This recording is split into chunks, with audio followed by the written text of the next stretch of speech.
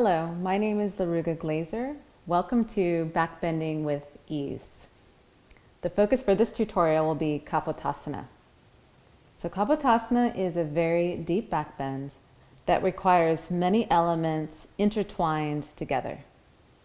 Of course, Kapotasana demands a high level of flexibility, but also strength. So for this pose to be or I guess I should say for the pose to flow properly, we do need to have supportive strength to add this support in the deep opening of this particular position. The other thing that's important is the sense of endurance or stamina, because as we enter into the pose, often in our learning of entering into Kapotasana, we have to have the sense of endurance or stamina to be able to follow through and get ourselves into the depth of the position. Now I'm going to work through a few steps. The first step is going to be just feeling a sense of kind of opening and broadening the low back, because we want to do our best to create as much space through the low back area as possible. So I'm going to take you through just a few exercises in terms of connecting to the sense of creating space in that area. Then we're going to take a look at walking into Kapotasana and walking in a way where we're continuing to create space so we can then reach the feet properly. And then lastly, we'll take a look on how to enter into Kapotasana by catching the feet from the air. This takes time, at least it took time for me to be able to complete. Takes a high level strength through the legs and the core, and I'll give you a few tips in terms of how to enter into Kapotasana by catching the feet from the air. Now Kapotasana is a position that takes time, it takes focus, takes a bit of dedication.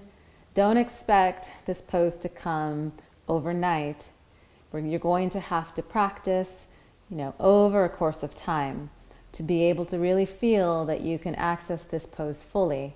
Now there are some people who are more naturally flexible. It might come a little bit more easily. If that's the case, it will be important to develop strength. And strength creates a sense of long-term sustainable backbending practice in your future. You don't want to get into the habit of compressing the spine in a pose such as this. Sometimes we can get into the habit of doing that if we're highly flexible in certain parts of our vertebrae. So I hope no matter if you're very flexible or if you're a little bit tight in the body, that there'll be some good tips for you to use in your own practice. So let's go ahead and begin. We're going to come to a kneeling position. And you want the knees to be hip width apart. As we come to this kneeling position, you also want to feel a sense the outer edge of the foot is lining up to the outer edge of the knee. It's very common sometimes in Kapotasana to have the feet kind of drawing in too much. That will make it hard to grab the feet if they start to come inward like so. When we're in this position too, we want the tops of the feet to really ground and press down into the floor. So we feel that we have a solid base to work with. Now, what we're going to do first is just kind of get used to the idea of going into the Kapotasana slowly. Usually when I introduce this pose to students, I might have them start by doing the following. So what we'll do here is we're going to take the hands and rest them on the shelf of the glutes. And as I do this, I want to feel a sense that I'm kind of pushing the shelf of the glutes downward. And as I push the shelf of the glutes downward, I'm also pointing my tailbone down toward the floor. And this is helping to create space in the low back. And then as we push downward, I'm going to slowly guide my hips forward. So I feel a sense that the tailbone's pointing down as the hip points move forward. And at the same time, the chest rising and then the shoulders melting back. And then from here, I'm going to let the head fall back. We're just going to hang here for a bit.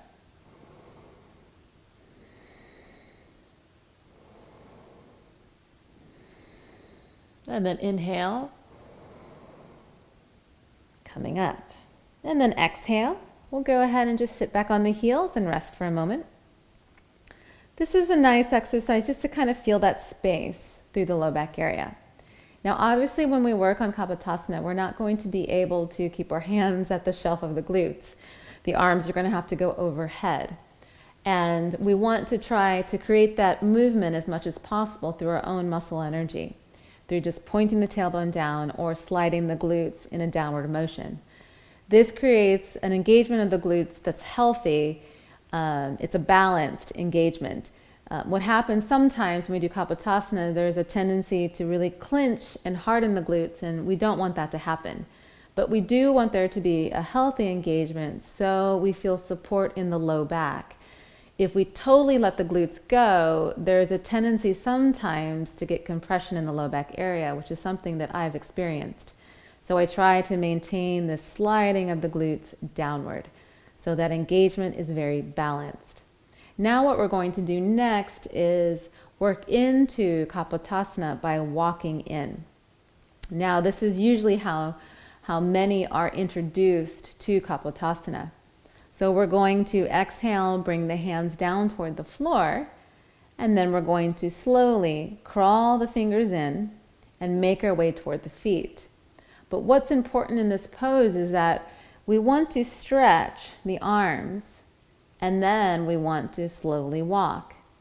And then we want to stretch again, and then exhale, walk. Inhale, stretch, exhale, walk.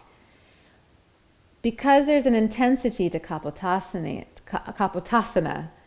sometimes what happens is we get a little bit anxious and we start walking in really quickly.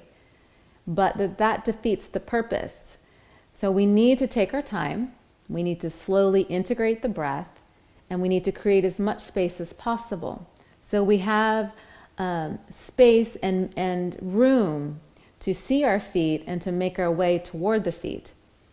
So this is important to remember that we want to take our time and push to get some extension through the arms.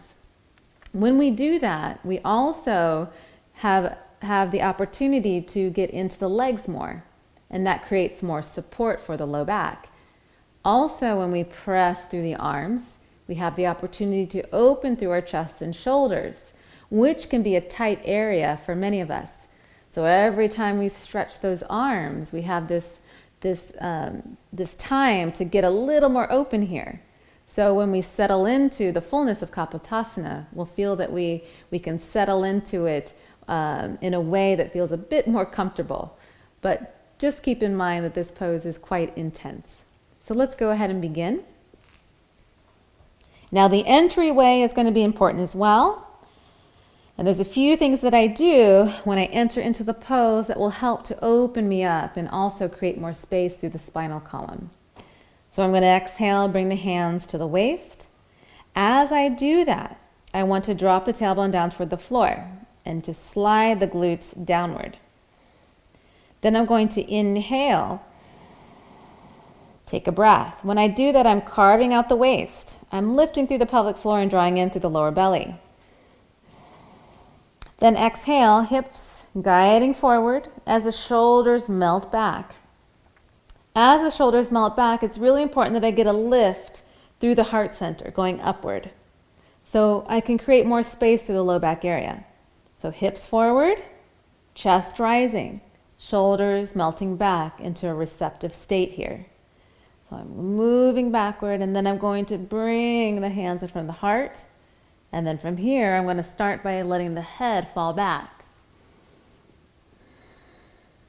When my head falls back, I'm looking for my feet so I can see them. So I kind of have a target to work toward. Then I'm going to stretch the arms. Really get a nice stretch here. Lots of energy moving through the arms, through the fingertips. And then I'm going to slowly, slowly lower to bring the hands to the floor. When I come and bring the hands to the floor, I want to stretch. Inhale, exhale, walk. Inhale, stretch. Exhale, slightly bend the elbows and walk. I want to keep the head away from the floor as much as possible. Inhale, stretch. Exhale, walk. Now I can start to grab the feet. When I grab the feet, I have to transfer the weight into the legs.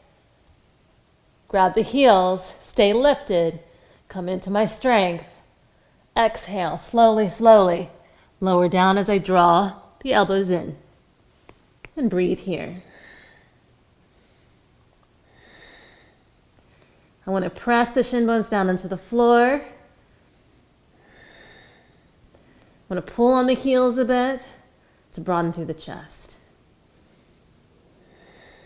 Take a few more breaths.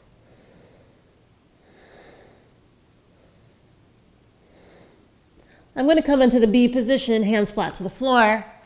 Extend through the arms as much as possible and breathe here.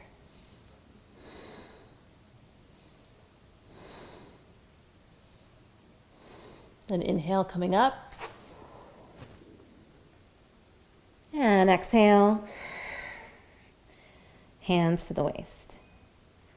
And then we can go ahead and sit back on the heels and just rest for a moment here and take a few breaths. Now we're going to go ahead and take a look at catching the feet from the air. So entering into Kapotasana by utilizing the strength of the legs and the core as well as the upper back to catch the feet right away, walking in toward the heels and lowering down.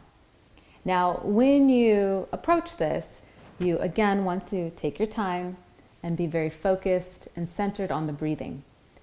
Because of the intensity of Kapotasana, it's so important that we stay calm and very centered on the breath.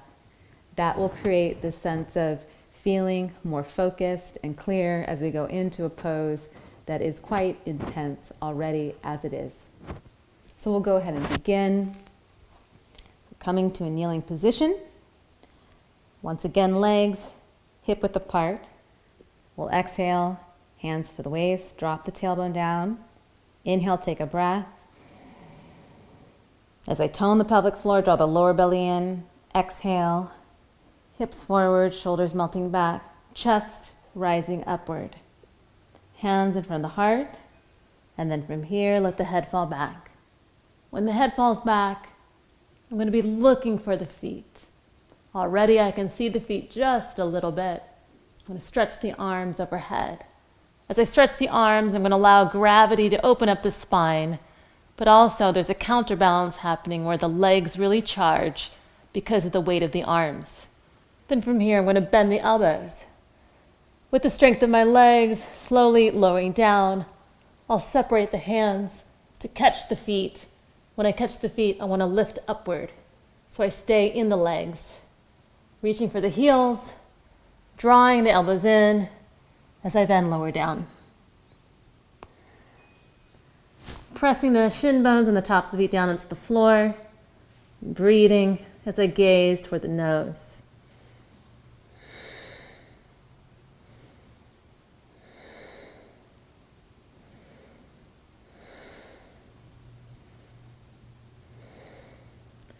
Then coming into the B position, hands flat to the floor, arms extending as straight as possible, and breathe.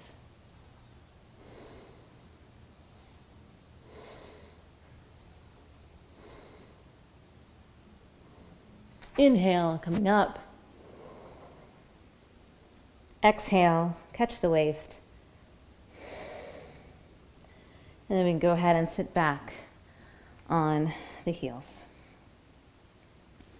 Now, Kapotasana is an intense pose. I know I keep repeating myself, but it takes time. I know from my own experience, going into the depth of Kapotasana was definitely a journey. It took consistent practice and patience. So I hope some of these tips were helpful to you. Remember to be patient and to enjoy. And we'll see you in the next class.